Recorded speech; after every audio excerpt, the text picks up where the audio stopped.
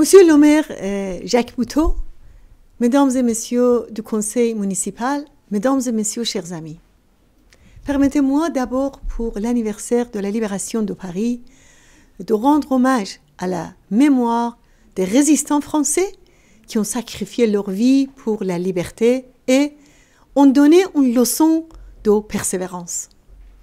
Ils ont montré que même si l'ennemi semble puissant et invincible, nous pouvons et nous devons le vaincre.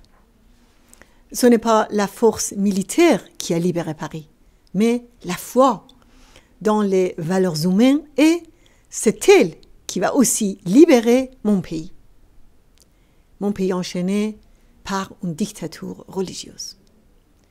Nous commémorons actuellement l'anniversaire du massacre de 30 000 prisonniers politiques en Iran, un terrible génocide commis par la dictature religieuse.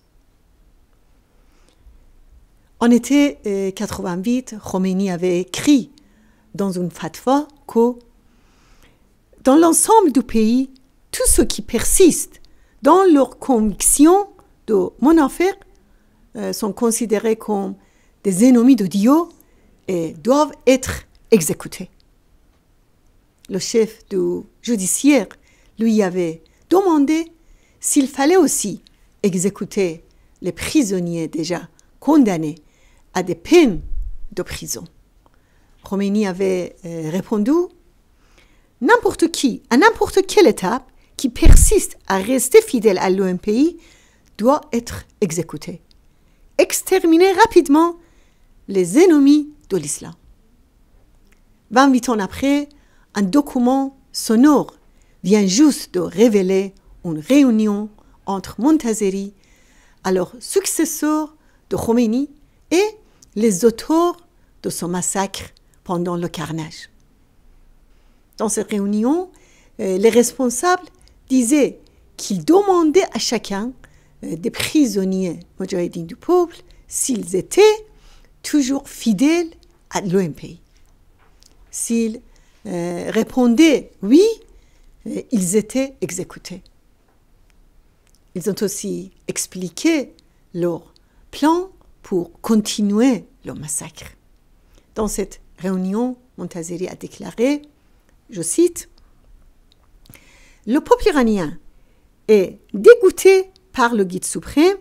Il dira que Khomeini était un dictateur sanguinaire et c'est le plus grand crime commis sous la République islamique. » Dans cette réunion, Montazeri explique que depuis 3 ou 4 ans déjà, Khomeini avait décidé de commettre son massacre et avait dit « Tous les moudjahidines, y compris ceux qui lisent leurs journaux, leurs magazines ou leurs communiqués, doivent être exécutés. » Selon ce document, il y avait des jeunes filles de 15 ans et des femmes enceintes parmi les exécutés.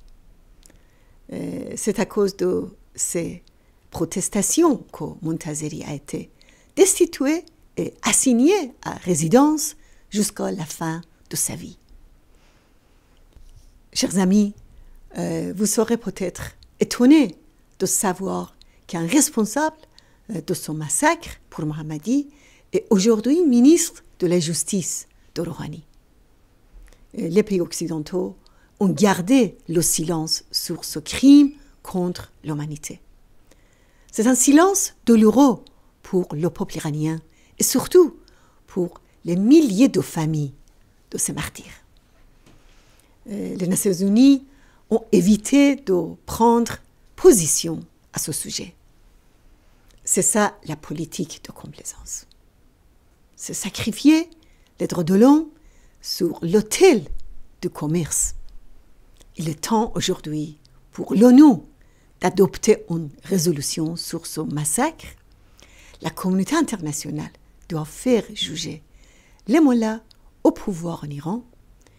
Nous avons lancé en Iran et dans le monde un mouvement qui demande justice et qui fait partie du mouvement général pour la libération de l'Iran. les familles des martyrs et ce mouvement demandent la publication des noms des martyrs, des lieux où ils sont enterrés et les noms des auteurs de ce crime.